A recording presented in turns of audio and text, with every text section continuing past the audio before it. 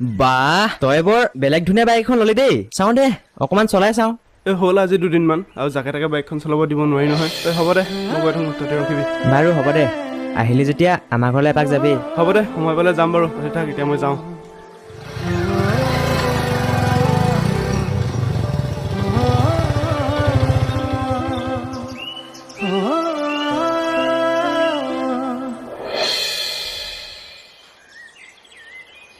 ঐ তহঁতে কি ভাবি আছ কি হ'ল তহঁতৰ তইতো চাকৰিটো পাই গলি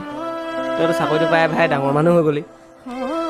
আমাকনো চাগে ক'ত মনত ৰাখিবি হেই তহঁতে কি কথা কওঁ আকৌ